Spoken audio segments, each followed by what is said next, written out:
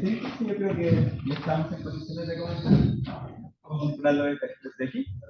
Entonces, la primera pregunta dice, el balance macroscópico de cantidad de movimiento permite, 1, calcular fuerzas hacia y desde un sistema, 2, calcular perfiles de velocidad en un sistema, 3, encontrar la tasa de acumulación de cantidad de movimiento en un sistema, y 4, encontrar la energía que se genera o disipa en un sistema.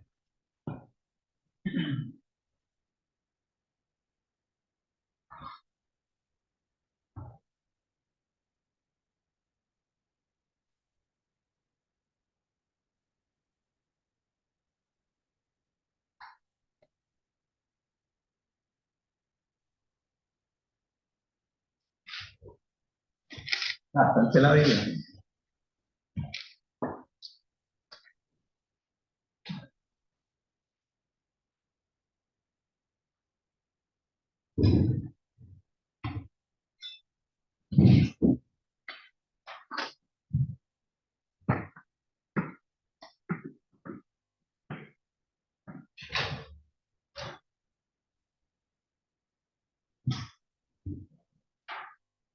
¿Faltan 10 personas que respondan? Quedan 15 segundos. La semana pasada descubrí que el porcentaje que aparece de correctas es sobre los que contestaron. Muchas veces contestan menos que el total, entonces esos 23 o 25% eran 50%, así que la situación no es tan dramática.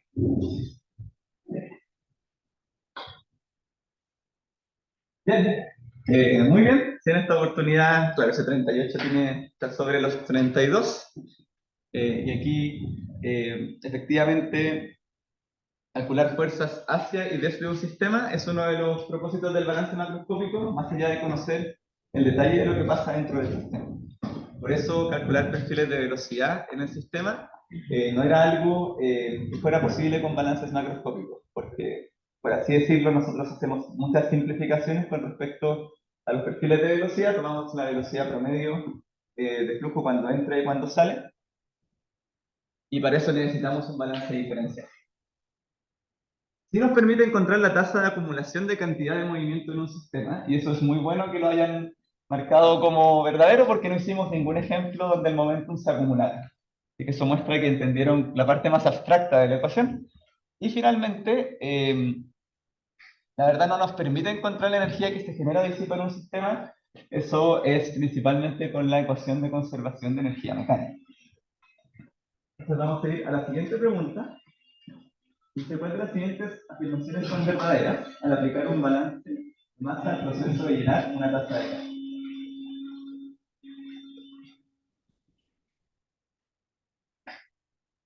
¿Qué pasó? Computador.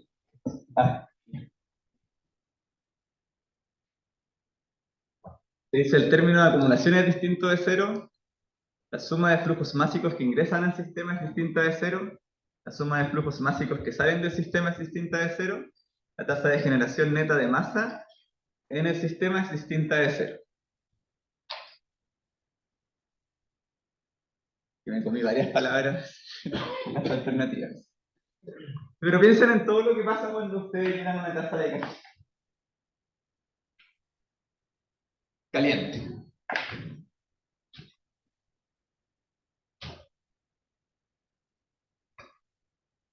En algunos lugares en que el café helado es popular, como Australia. ¿A mí me gusta el café helado? No el café con helado, sino el café que uno prepara, como en una mesa francesa, después lo meten en el refrigerador y lo dejan 12 horas, o bien en el expreso, que después uno lo echa en una copa con hielo. No es más importante. En Chile muchas veces entendemos café helado como café con helado. Bien, vamos a ver. Ya. La primera y la segunda de consenso. ¿Sí? El término de acumulación es distinto de cero, la taza de café se está llenando. Los flujos que entran al sistema también son distintos de cero porque hay un chorrito. ¿Por qué la 3 es verdadera? Muy bien. Hay una evaporación. Entonces ahí hay un cambio de fase y un flujo de salida de Obviamente no les voy a preguntar algo así de tramposo en la prueba, pero quería checar un poco que tuviera la mente abierta, así como la idea general de balance. Ahora el chat que esté como un poco ansioso con respecto al captivo y no se preocupen, porque captivo sí lee la pantalla aquí, podemos compartir pantalla cuando en el momento en que esté haciendo la derivación. Así que no va a haber problema para ellos cuando lo puedan. Profe, ¿por qué la 4 es falsa? Ah, porque solamente puede haber generación de masa cuando hay una reacción nuclear. O en el caso de una balance global, en el caso de un balance por especies, podría haber una reacción química que esté pasando en un poro o en parte del dominio. Entonces vamos a ir a la presentación. No está bien, se la dejamos ahí para después.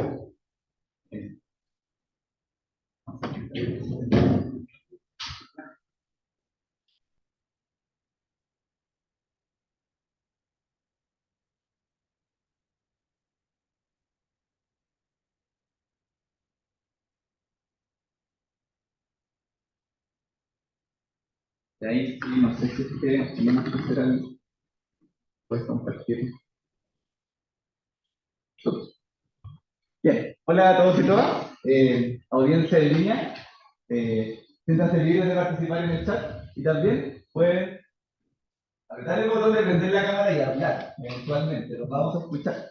Así que esto es lo que yo esperaría de esta clase. Y audiencia presencial, en la clase de hoy vamos a hacer aplicaciones de balances macroscópicos para flujo isotérmico.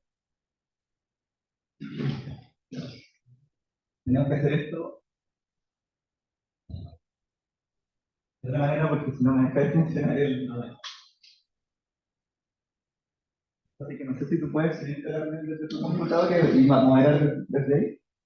Gracias por la paciencia, estamos probando este nuevo mecanismo. Entonces así se facilita.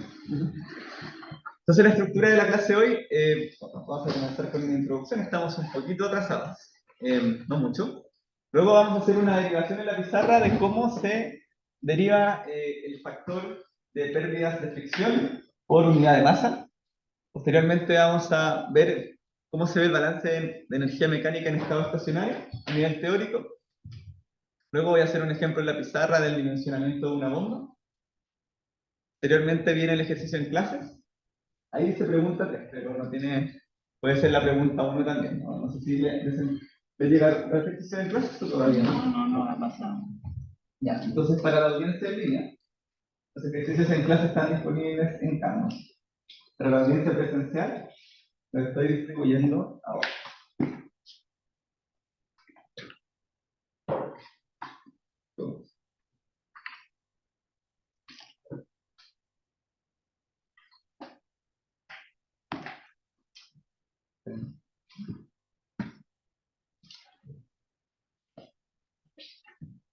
Y luego vamos a terminar con un cierre, el ticket de salida, y queda para Canvas ver los videos de esta clase que son bastantes. Hay 3 videos. El más importante es el de pérdidas singulares en un ensanchamiento brusco. O sea, cómo aplicar la ecuación de conservación de energía para calcular pérdidas singulares.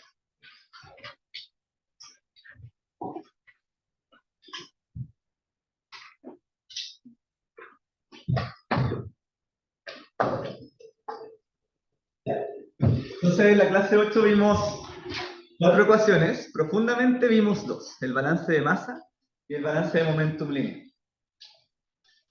Conversamos levemente de cuándo podía ser relevante el balance de momentum angular, principalmente en problemas de excitación y mezclado, y hoy día vamos a profundizar en el balance global de energía, que nos va a decir que la acumulación de la energía total cinética más potencial va a ser igual a menos delta, o sea, todo lo que entra de energía cinética con el flujo, más energía potencial, más trabajo de flujo, ese P partido R, por el flujo másico, menos todo lo que sale, más 3 términos. El primer término va a ser de trabajo mecánico, el segundo término va a ser de energía por compresión que sale del sistema, y el tercer, el último término que aparece en morado, va a estar relacionado a las fuerzas viscosas que van a ser de mucha importancia para nosotros como ingenieros de procesos o ingenieros ambientales, porque son los más relevantes típicamente en flujo de fluidos incompresible.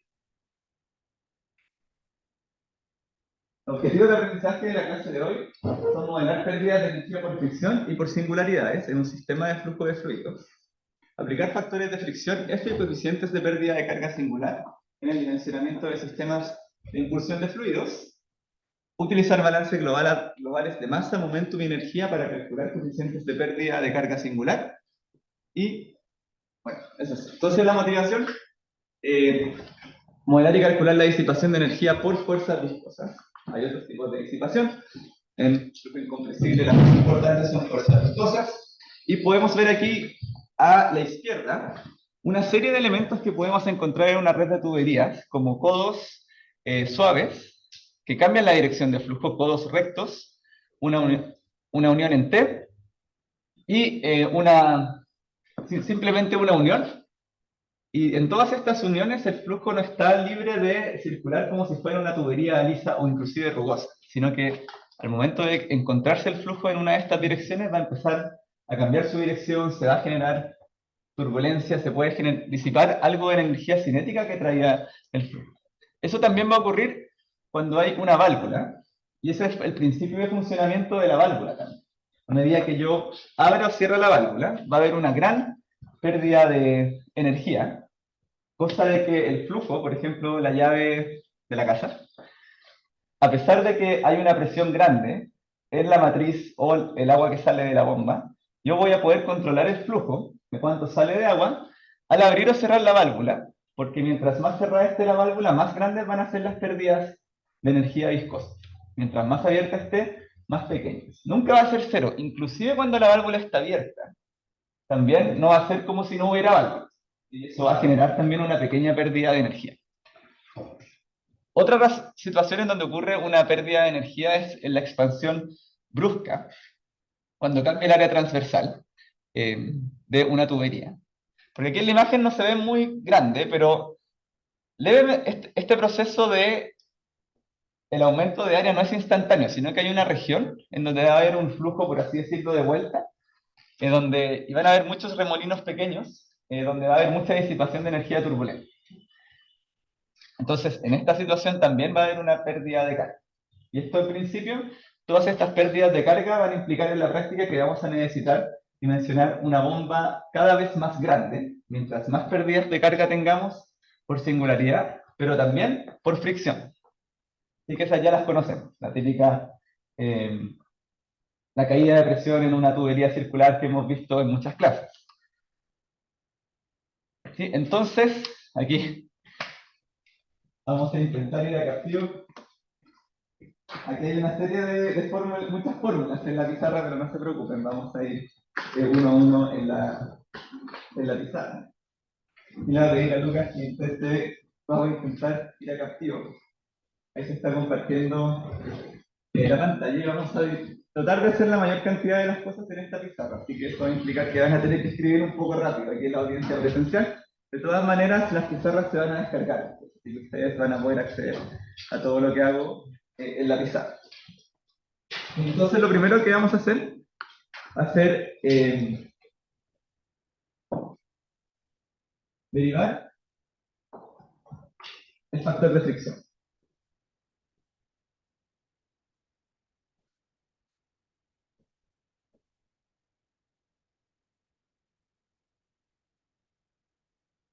Utilizando análisis dimensional.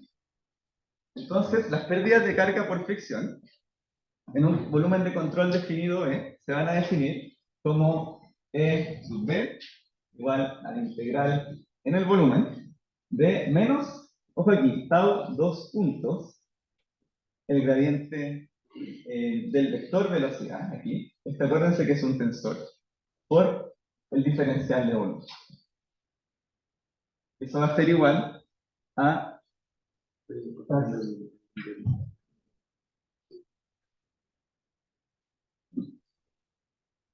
Y mientras tanto podemos volver a poner en la pantalla de acá la presentación. Y que la audiencia virtual tenga abierta la clase. Es como la recomendación. Estamos en la diapositiva 6.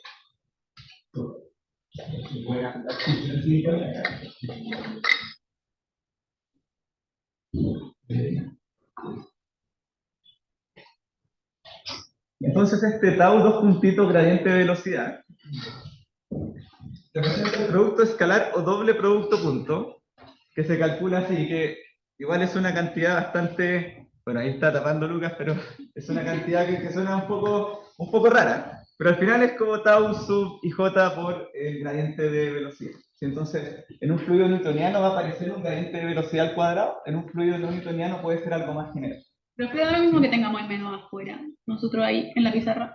¿A dónde? En la pizarra tenemos el menos afuera. Pero aquí está como dentro. Da lo mismo. Sí, son equivalentes. Y lo podemos hacer así, sí, por consistencia, no hay problema. Sí, entonces, podemos ver una cantidad bastante intimidante en la pizarra. Hay tres términos que definen la tasa de conversión irreversible de energía cinética a energía interna. El primer término, En castigo sale que la sesión está llena. pero igual pueden... A ver, el azul. Oh, dejo de compartir.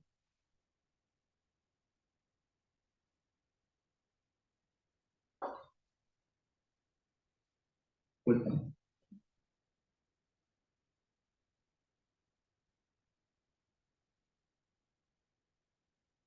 Estar apretando como que... No tiene por fuera.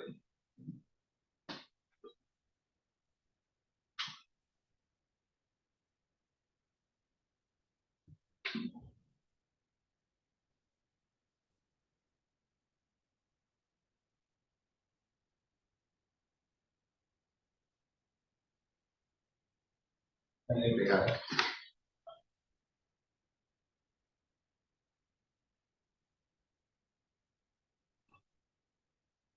Pero ya.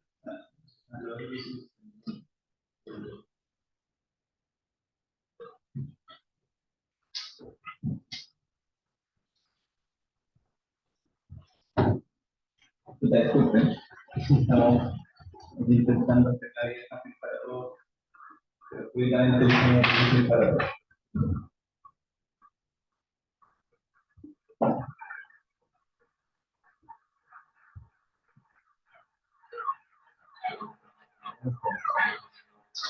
Y seguramente está dentro del castigo del castigo.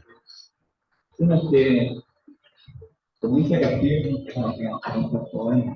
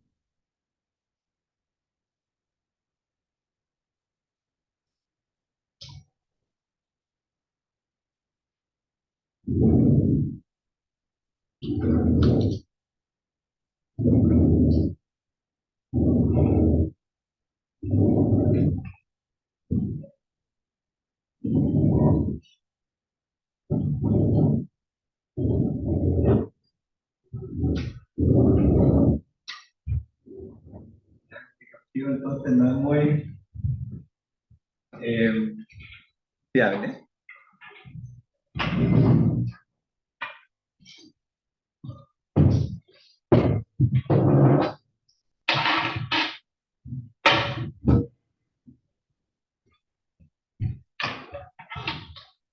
Mira, una consulta de los que están online. ¿Pueden seguir viendo la pantalla alguno? ¿Alguna? Si pueden escribir por...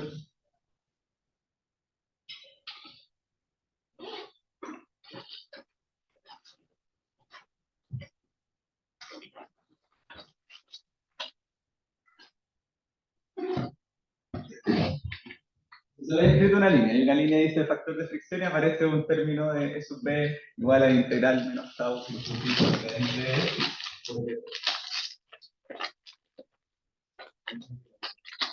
Hay gente que la puede ver. Sí. Ya. Entonces, alguien que la pueda ver, exacto, que comparta, como dice Raimundo, que comparta la pantalla. No sé si le podemos dar aquí acceso para compartir pantalla.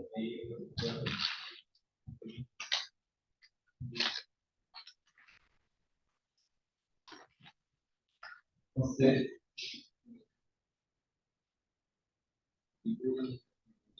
sí, también. Pero lo ideal para que estemos en línea que alguien pueda compartir la pantalla mientras tanto, porque lo de la pizarra, sí, Andrea, no, creo que tenemos que darle un son.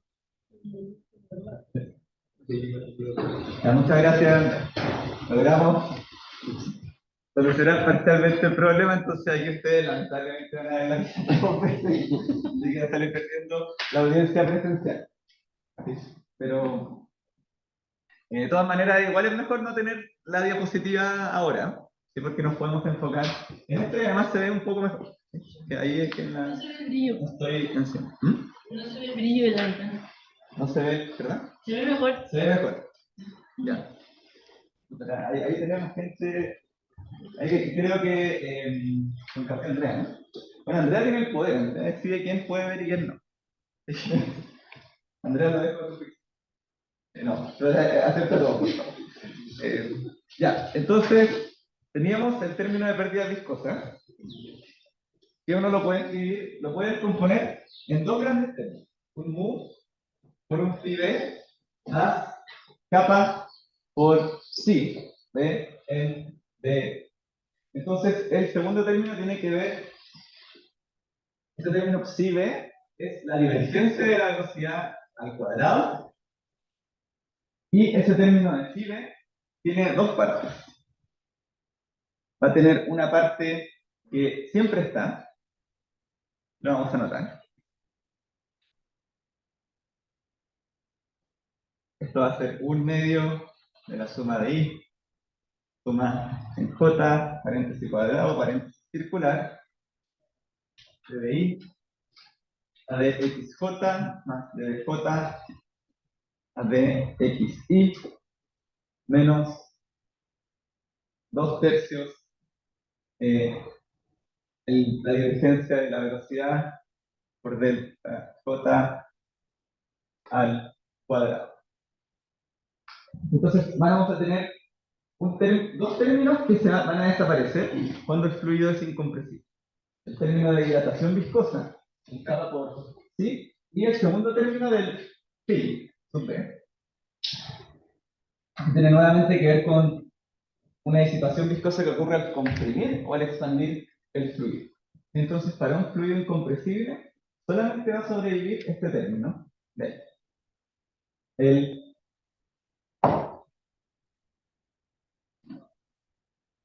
El término, la suma de los gradientes de velocidad cruzados, que se parece a un tau y j, ¿cierto?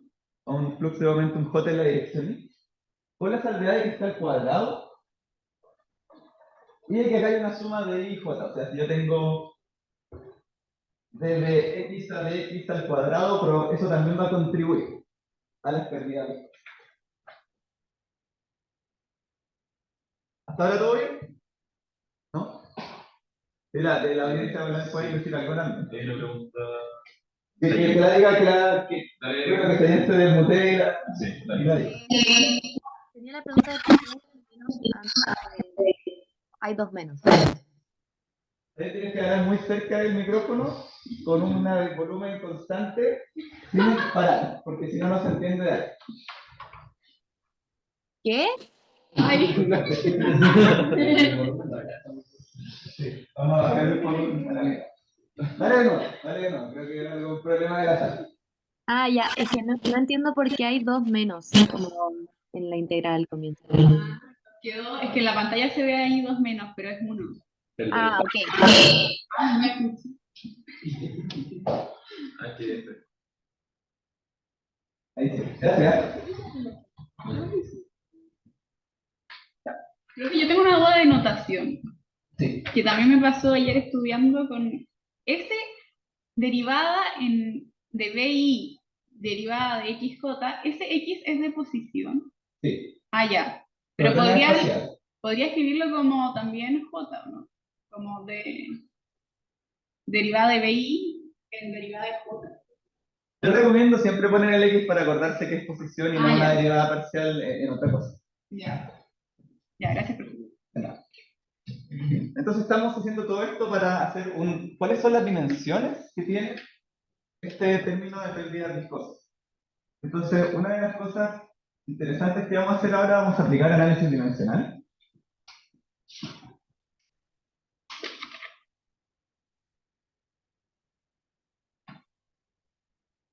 Recordar al término A, E, B igual al integral del volumen de mu y B en D.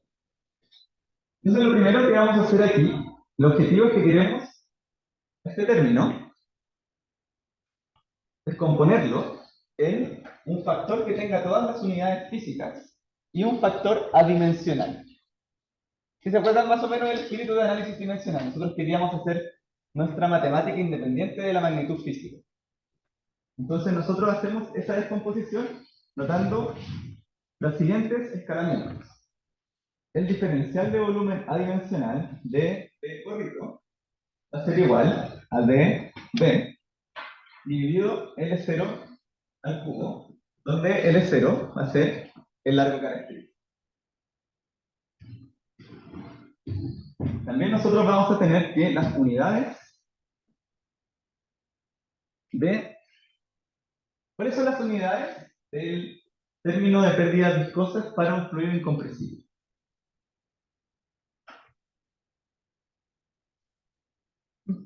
Entonces,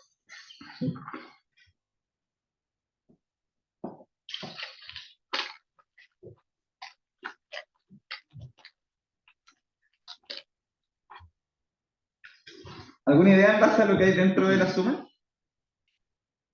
¿Cuáles pueden ser las unidades? La distancia por tiempo. Sí, pero un poquito, sí, está bien, pero un poco antes, como en términos de variables de escalamiento y velocidad sobre el área. ¿Sí? Entonces esto también se va a hacerlo porque es velocidad sobre largo al cuadrado. ¿Sí? Profe, aquí preguntan, ¿nos falta un mu en el primer término del pi? Sí, no, el fino. El mu está fuera de esto. ¿Sí? Entonces esto va a ser igual a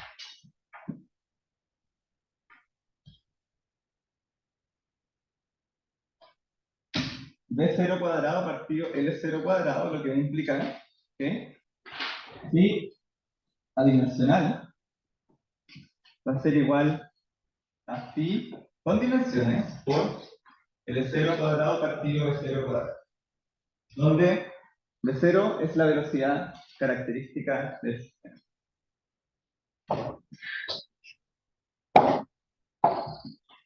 Entonces, si nosotros aplicamos todo esto, vamos a poder decir que las pérdidas de energía viscosas van a ser iguales a la integral, ahora ojo, sobre volumen adimensional de mu, que es el mu que teníamos antes multiplicando por el phi, por B0 cuadrado, por ese B0 cuadrado viene del phi, por L0 cubo, que viene del dB gordito, a la izquierda, dividido en L0 cuadrado por un diferencial de volumen gorrito. Sí, que el volumen gorrito queda un poco fuera de la pantalla.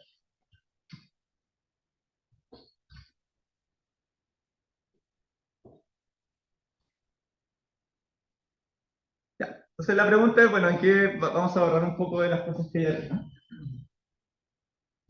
Perfecto.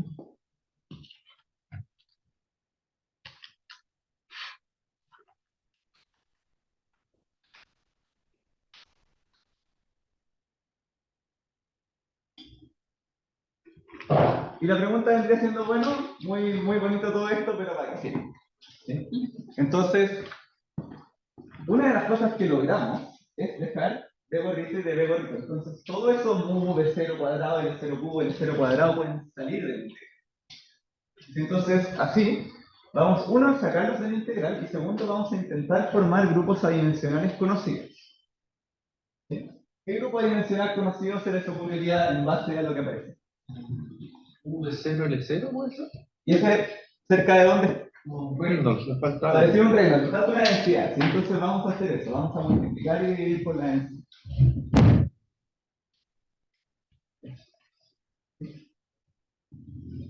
Entonces aquí vamos a dividir EB como mu partido por 0 de 0 L0, simplemente para formar un 1 dividido Reynolds.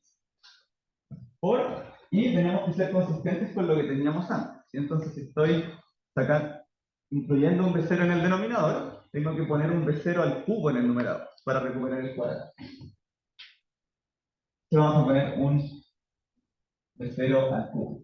También me saqué de sombrero una densidad. Como decía Rodrigo, tengo que ponerla en el numerador, si estamos continuando de lo que teníamos abajo. Y también puse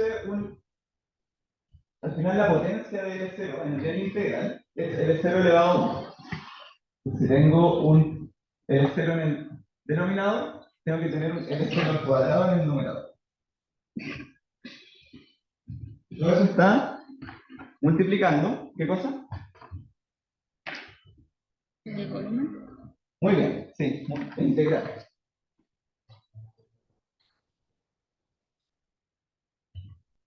Ojo aquí, falta un término, ¿no? Falta el sí gorrito. Aquí lo vamos a poner sí gorrito. Porque no estamos simplemente integrando el volumen adimensional, porque si no sería 1. Si no es. Tenemos este factor, esta función de disipaciones viscosas adimensional. ¿Sí? El castigo no alcanza a determinarla de como muy arriba. Lo claro es Pero no, lo voy a borrar, para que esté un poco por ahí a una altura que está ahí.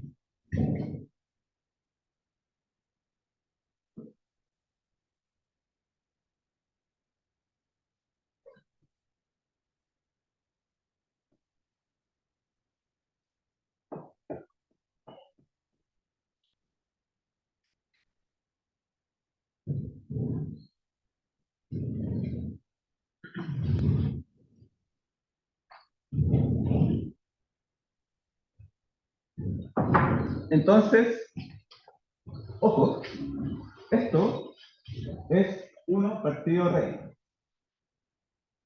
¿Sí? ¿O no? Entonces eso implica que las pérdidas viscosas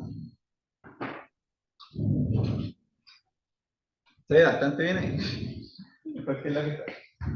Significa que las pérdidas viscosas van a ser igual a un término inercial, ρ de 0 cubo, L0 cuadrado, por una función del número de Reynolds y de la geometría. Ese integral en el volumen adimensional de phi b es en la geometría. Ya. Entonces, ¿para qué logramos escribir las pérdidas de carga como algo adimensional multiplicado por un término inercial?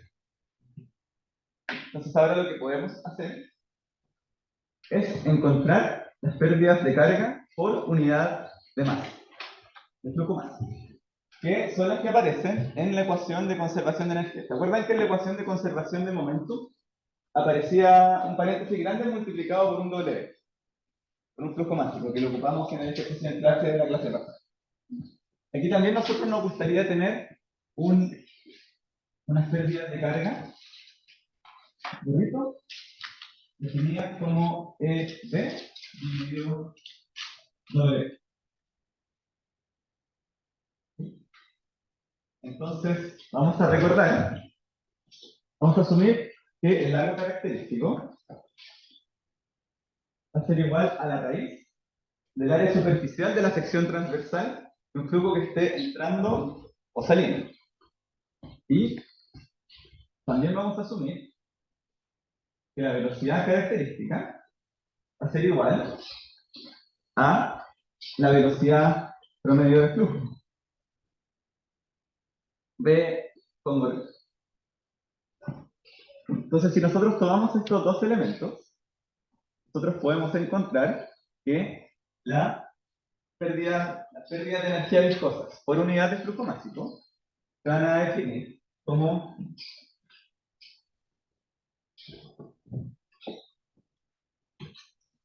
ρ B, pero o podemos ponerlo así con la velocidad promedio del flujo al cubo, L0 es raíz de S, entonces L0 al cuadrado es S, dividido, ¿cómo se definía W, flujo máximo? Muy bien, ρ de S. Y eso nos va a dar, se dan los ρ, se dan los S, y va a quedar función de B cuadrado.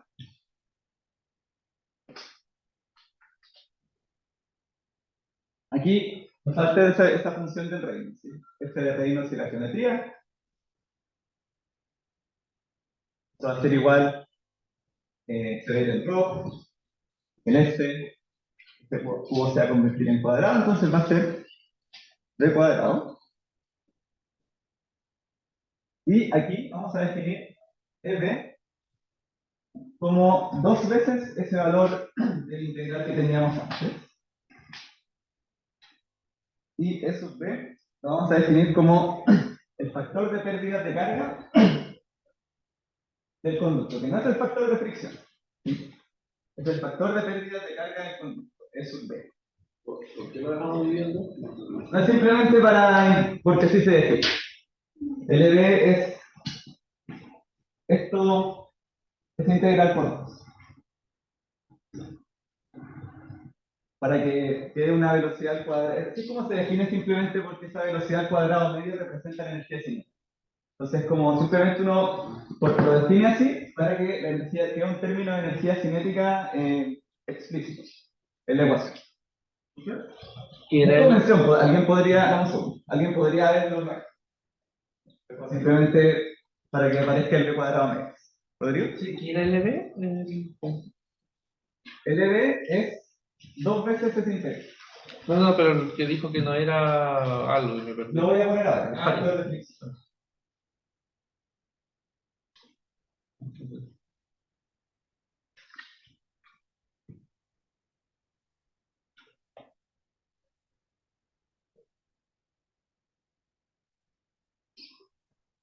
Acá preguntan si la velocidad media en ambos tiene sus índices. No, siempre hay una velocidad, un componente de velocidad dominante en la dirección. El flujo está en balances macroscópicos. Esta Gabriela te veo. Sí, es que EB no sería también Reynolds. ¿No incluye Reynolds? Sí. Ah, ya. No solo la integral. Sí, sí. Sí, claro, es que, claro, todo está muy, muy bien. Para con gama. Chico es igual a. Ahí lo puse como función de Reynolds y de la geometría. Uno podría. El punto es que no siempre, o sea, uno hace este análisis dimensional, es aproximado, nunca es exacto. Entonces, nunca es uno partido, o sea, es uno partido Reynolds típicamente para flujo laminar. En otro tipo, régimen de flujo, ese Reynolds va a ser una función, puede aparecer a otra potencia. Y por eso uno lo llama como f de Reynolds. Pero uno, efectivamente, para que quede todo claro ahí, sería 2 veces f de Reynolds. Y de la geometría, como le llamamos f ahí. Y de hecho, hasta esto le voy a poner esta estrella, porque después vamos a definir otro f. Es otra cosa.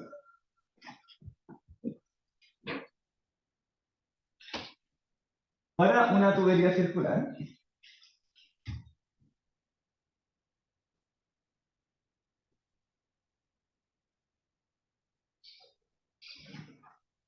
Uno puede definir las pérdidas de carga por unidad de masa igual a la fuerza ejerce el fluido sobre el sólido dividido ρ por S. Esto verlo en Canvas. Hay un video donde se define paso a paso lo que voy a escribir ahora para una tubería circular. Ahora solamente voy a mostrar el resultado principal.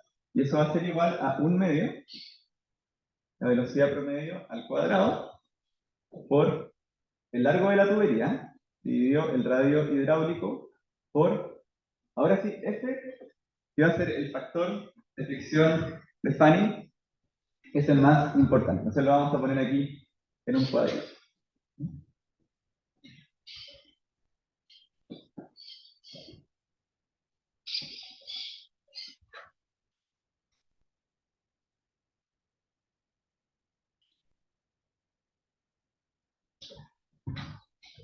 Nótese que el factor de fricción de Fanning no tiene dimensión. Esta dimensión.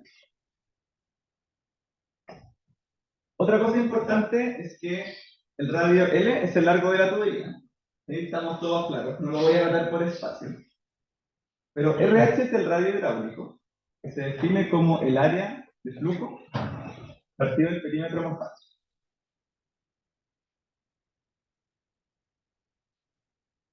Entonces, otra manera de escribir esto, es decir, ¿se acuerdan? ¿Cuándo aparecía esta razón área de flujo dividido perímetro mojado?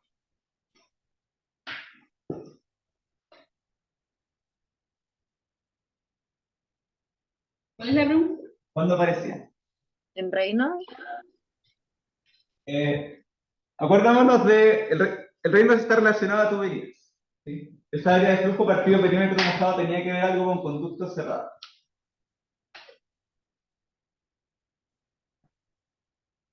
Ahora cuando el conducto no era circular, era cuadrado, óvalo o rectangular, uno podía definir el diámetro equivalente como 4 veces el área de flujo dividido el perímetro mojado. Entonces, también es 4 veces el radio hidráulico. Entonces, el radio hidráulico no es algo muy intuitivo para nosotros como ingenieros de procesos ambientales o biotecnólogos, sino que en general vamos a tener mucha mejor suerte midiendo diámetros. La mayoría de las tuberías van a ser circulares. Y las que no, vamos a acordarnos cómo calcular el diámetro equivalente. Entonces, nosotros podemos escribir toda esta ecuación en términos de el diámetro equivalente. Va a quedar aquí un diámetro equivalente dividido 4. Y el 4 va a pasar multiplicando. Entonces, por lo tanto, en términos de pérdida de carga por fricción, va a ser igual a 4 veces el factor de fricción de Fanning por L partido el diámetro equivalente por B cuadrado.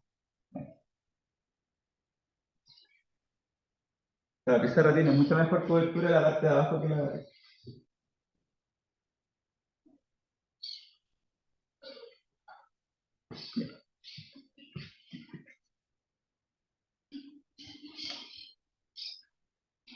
Entonces ahora, gracias por... Aquí hay una pregunta, Sebastián.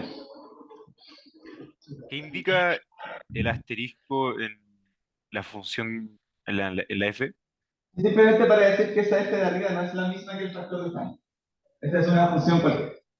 Ah, ya, ok. Esta no es una función cualquiera, esta es como 1 partido Reynolds por la integral de... Sí, ya, perfecto.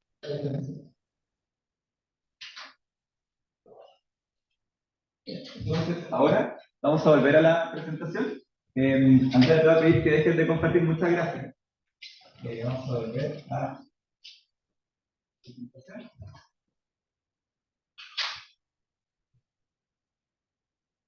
Entonces, aquí hay básicamente un resumen de lo que habíamos, lo que derivamos recién en la pizarra.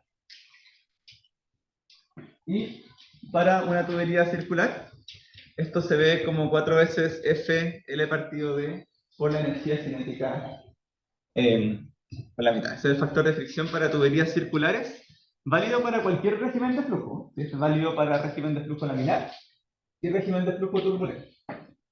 Entonces, si nosotros notamos estas pérdidas por fricción, nos dicen mucho de cosas muy sencillas para dimensionar cómo aumentar o disminuir las pérdidas de carga por fricción en un conducto. Si queremos aumentar, disminuir las pérdidas de carga, ya sea tenemos que hacer la tubería más corta o él tiene que ser más pequeño, o tenemos que hacer la tubería más gruesa, o el diámetro, en este caso el diámetro sería más grande, o tenemos que circular el fluido a una velocidad menor. Con eso vamos a lograr disminuir las pérdidas de carga. Sin embargo, si, por ejemplo, si disminuimos la velocidad del fluido, también vamos a ser menos capaces de transportar un flujo volumétrico dado. Entonces no siempre va a ser buena idea. ¿Sí? No sé si me salté una. 1.4, ya. Entonces, como presenté al principio, teníamos uniones, cambios de sección transversal, válvulas, flujómetros, todo lo que es un elemento en nuestra red de tuberías que impacta el flujo. ¿Sí? Estos sistemas de fluidos se denominan obstáculos o singularidades, y por un análisis dimensional similar al que hice en la pizarra, estas singularidades producen una pérdida de energía caracterizada por una constante singular, K sub I, que no tiene unidades, y las pérdidas consideran la velocidad promedio de flujo aguas abajo, después de la singularidad en régimen turbulento. ¿Por qué es importante que esto es aguas abajo? Porque a veces tenemos una expansión del área transversal o una reducción del área transversal. Entonces, en ese caso, por la ecuación de continuidad, la velocidad va a cambiar. Entonces, siempre, frente a la duda, calcular la velocidad después de la singularidad. Y este caso I se puede determinar analíticamente resolviendo balances macroscópicos. Hay un ejemplo en Canvas, otro en el libro. O experimentalmente para sistemas complejos. Entonces, si nosotros consideramos un balance de energía mecánica en estado estacionario, como el que presentamos al principio, tenemos que el cambio de la energía cinética, más el cambio de la energía potencial, más el trabajo de flujo, junto a E sub C, que es la energía de compresión, que no la hemos considerado en nuestros cálculos, porque estamos enfocándonos en flujo incompresible, va a ser igual a el trabajo mecánico realizado sobre el sistema, menos la suma de las pérdidas por fricción en cada tramo, donde L es el largo de cada tramo, menos la suma de pérdidas singulares por cada singularidad, donde desde J igual 1 hasta N sub J. Entonces aquí recordamos abajo a la izquierda cómo definimos nuestro sistema y qué significan los subíndices 1 y 2. Entonces en la práctica esto es un poco difícil de entender sin hacer un ejemplo. Así que antes de hacer el ejemplo, vamos a ver una tabla con datos relevantes para estimar factores de fricción y coeficientes de pérdida singular. En la tabla 1 tenemos distintas fórmulas para calcular el número de Reynolds dependiendo del régimen de flujo. Si tenemos un flujo laminar en una tubería cilíndrica, el factor de fricción es simplemente 16 partido Reynolds. Y ahí queda. La segunda ecuación, una de las más utilizadas, es la ecuación de Blausius para flujo turbulento en una tubería cilíndrica lisa, en que aquí aparece un valor 0,079 dividido Reynolds elevado a 0,25. Nótese la dependencia de Reynolds aquí es mucho más suave, si no quisiera verlo así, a la 0,25, menos 0,25 que es la primera, que es Reynolds a la menos 1. No caer en la tentación de creer que mientras más grande es el Reynolds hay menos pérdidas por fricción, porque si nos acordamos las pérdidas por fricción también tienen un término al cuadrado de velocidad. Entonces, a pesar de que el factor de fricción pueda ser más bajo, las pérdidas por fricción pueden ser más grandes. Y esa es la única manera de saberlo, es haciendo el cálculo a mano. Luego tenemos la ecuación de Colebrook y White y de Nevers, donde tenemos una tubería rugosa, como por ejemplo concreto, fierro fundido, fierro galvanizado. La superficie de esta tubería va a aumentar las pérdidas por fricción, porque va a haber un poco de frenado, ya no solamente por las pérdidas viscosas del hecho de frenar el fluido, sino que esta superficie irregular va a generar aún más, entre comillas, freno del fluido. Y tenemos una lista de valores, esto no lo tienen que memorizar, está en el formulario. De manera similar, tenemos la lista de supermercados. Si ya mi singularidad, este es el valor de K. Y no tiene mucha más ciencia que eso. O sea, lo importante es ver que estos valores son súper intuitivos.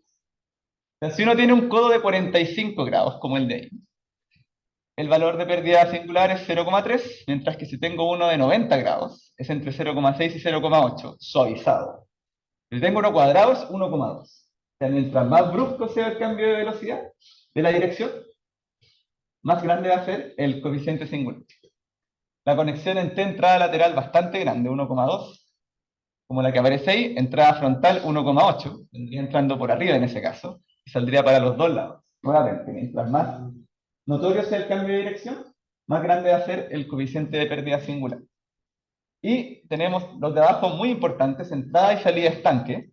Cuando entramos a un estanque es 0,5, cuando salimos de un estanque es 1. El diagrama muestra coeficientes de pérdida singular para entradas redondeadas en función de el radio dividido el radio dividido el diámetro de la tubería. Si el radio tiene que ver aquí con el radio de curvatura de la entrada. Esto es un poco más, digamos, para los fans de operaciones unitarias. En el futuro, uno realmente ve ese tipo de tablas cuando quiere diseñar un sistema de manera muy precisa. Pero antes de eso, en este curso el objetivo es ver, siempre queremos ver cuál es el tipo de transporte dominante. En este caso, de esa ecuación de energía, ¿cuáles son los términos que dominan? Por ejemplo, la velocidad. Aquí tenemos una tabla de pérdidas singulares para distintos tipos de válvulas. Como pueden ver, aquí tenemos, dependiendo del valor, cuán porcentaje, cuán abiertas estén. Mientras menos abierta va a haber un factor de pérdida singular más grande. Por ejemplo, tenemos la válvula de compuerta que totalmente abierta tiene un valor pequeño de 0,15 y abierto un 25% tiene un factor de pérdidas de carga de 16. Entonces vamos a avanzar. No sé si terminar, pero vamos a modelar este ejemplo del dimensionamiento de una bomba para transportar un fluido en un sistema dado. Entonces nosotros tenemos aquí un sistema de flujo, donde tenemos un plano 1, un estanque a una cierta altura, tenemos una bomba, una red de tuberías con largos dados en sistema imperial, o sea, no el que nos guste más, y plano 2 que está a una altura diferente, ¿sí? Está a 100 pulgadas menos 20, 80 pies, perdón, 100 pies menos 20, 80 pies arriba de nuestro punto inicial. ¿Sí? Entonces, vamos a borrar la pizarra y nos dicen qué potencia es necesaria para bombear agua en estado estacionario en el sistema que se muestra en la figura. Nos dicen la temperatura del agua, la viscosidad y su densidad en unidades mezcladas, sin la viscosidad en centicuas, la densidad en unidades imperiales. Debe suministrarse al tanque a razón de 12 pies cúbicos por minuto. Toda la tubería está constituida por tubos circulares lisos de 4 pulgadas de diámetro interior y considere los codos de 90 grados cuadrados. Entonces vamos a borrar la pizarra.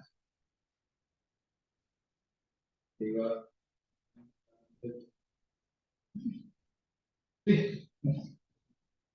Bueno, tener palo blanco. Ahí está Andrea.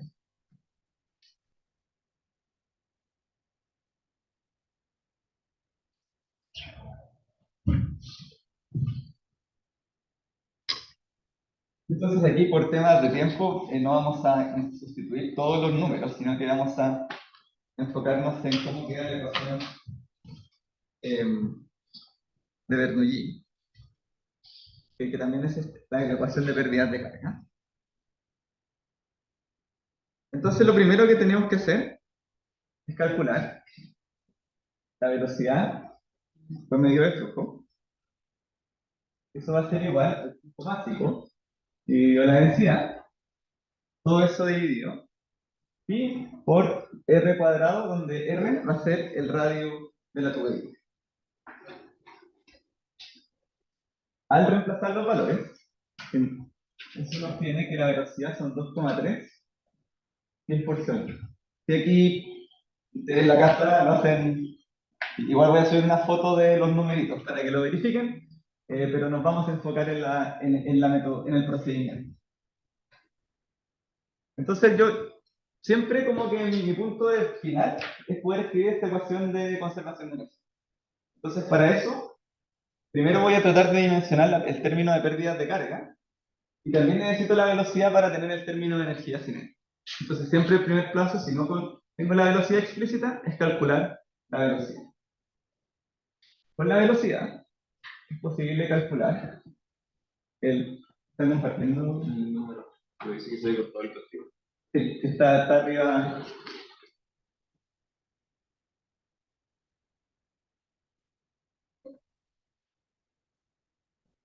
Sino que otra persona puede compartir.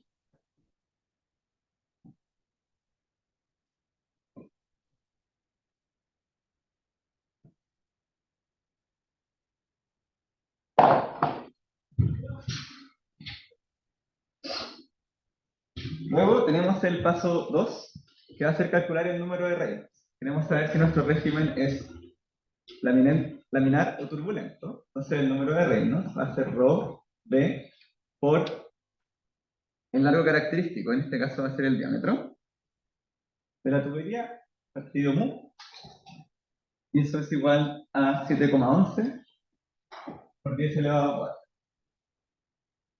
Eso va a implicar el régimen de flujo turbulento.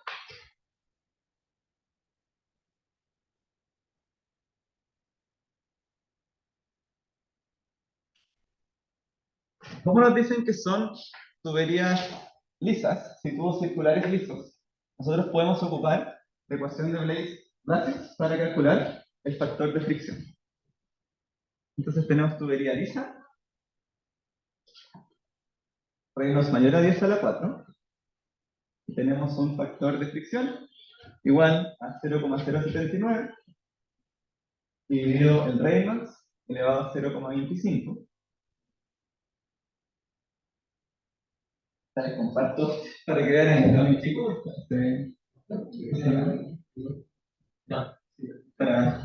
Sino que la audiencia vea el diagrama. Y eso da 0,0049. Entonces, Eso es un Reynolds mayor a 10 a la cuarta. claro, flujo turbulento. Con esto nosotros podemos calcular las pérdidas viscosas.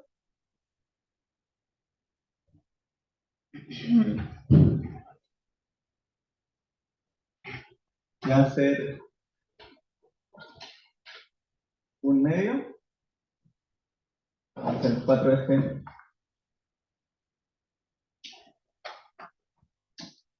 Ojo aquí, la suma de los largos, partido de por d cuadrado medio. Entonces tenemos F, arriba, tenemos b cuadrado, y la suma de los largos, hay que sumar todos los largos que aparecen aquí en la figura. Sería 5 pies, más 300, más 100, más 120, más 20.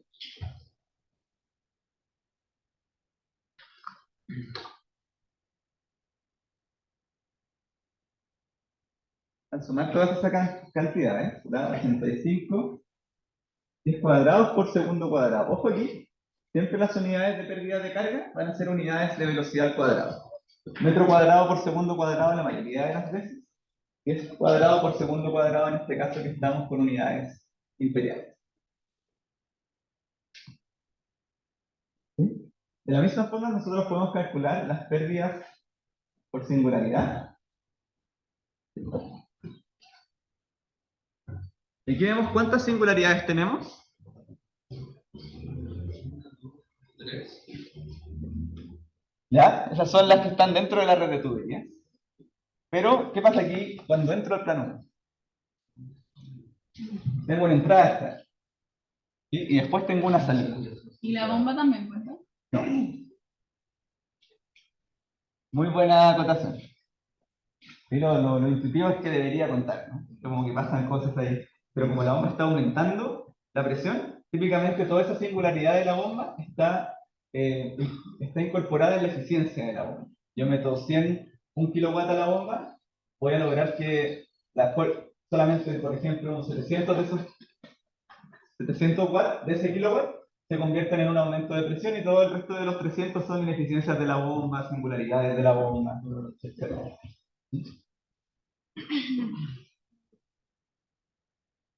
Y uno tiene aquí que la suma de K a ser igual a 0,5 entrada más 3 por 1,2, 3 todos rectos, más 1. Salida. Entonces, eso implica que la suma de k por b cuadrado medios es igual a 13,49 10 cuadrado por segundo al cuadrado.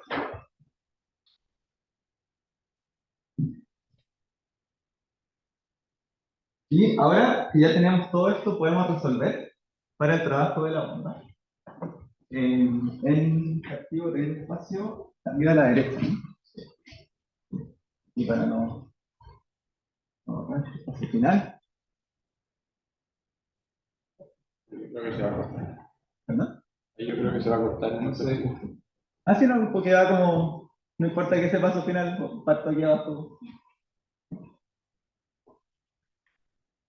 Entonces nosotros teníamos que el primer término era un medio b1 al cuadrado menos b2 al cuadrado. ¿Cómo son las velocidades a la entrada y a la salida del estanque?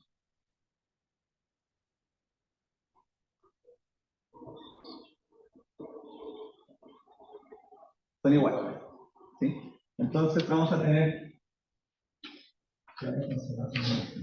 Sí, por favor, para los que están en la casa, vean su clase, todos los términos que aparecen, porque lo estoy diciendo aquí a la audiencia en vivo, que es bastante más fácil de ver. Sí, sé que estoy en pasado, y solamente 2 minutos, entonces esto va a quedar 0 más g por 105 pulgadas menos 20 pulgadas. Esa es la diferencia de elevación.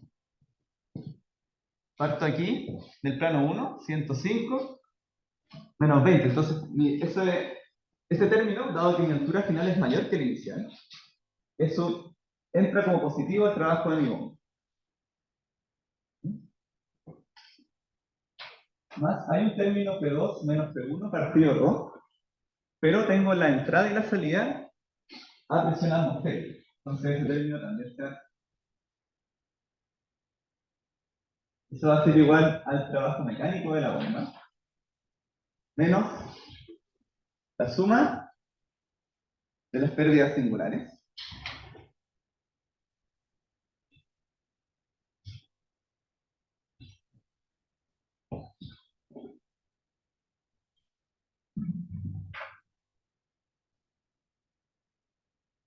Y con eso nosotros podemos despejar el W,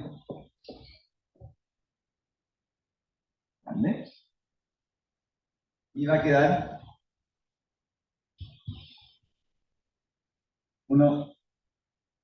12,5, que aparece libra hasta partido segundo. Son unidades medias raras. Y ojo que este es un trabajo por unidad de masa. Entonces, si yo quiero calcular el trabajo que realmente necesita la bomba, es el flujo másico por el trabajo por unidad de masa. Eso es igual a 1,5 kilowatts al multiplicar por el flujo másico. Así que me pasé un poco, les agradezco por la paciencia adicional, no tenemos tickets de salida ni los otros elementos de salida de nuestra clase tradicional. ¿Sí? Lo que queda es el ejemplo 3.2 lo pueden encontrar en Canvas, resuelto en un video. Como también aplicar la ecuación de conservación de energía, un problema que no es el típico problema de RPTV. En la prueba va a haber un problema de RPTV, pero es como el clásico. Así que este tipo de ejercicio es prácticamente eso para que lo practiquen. Ahí le vamos a decir a Lucas y a Maite que en la ayudantía de mañana hagan un buen ejercicio de esto para que tengan un poquito más de práctica. Y los 3 puntos claves de la clase de hoy fue que todo fluido fluyendo en una tubería está sometido a pérdidas por fricción, inclusive si las tuberías son lisas. Lo segundo es que las singularidades producen pérdidas de energía por cambios abruptos de velocidad y disipación viscosa turbulenta. ¿Cuál de los dos términos va a ser más importante? Va a depender de cuántas singularidades hay, cuánto largo es el conducto. Si se imaginan, igual las pérdidas singulares aquí eran bastante grandes, porque era una tubería larguísima. ¿Sí? Y habían solamente cinco singularidades, igual contribuían de manera relativamente grande. Entonces, no subestimar las singularidades. ¿Sí? Si la bomba no hubiera estado, la velocidad de la entrada y de salida no hubiera sido igual. No se hubiera movido.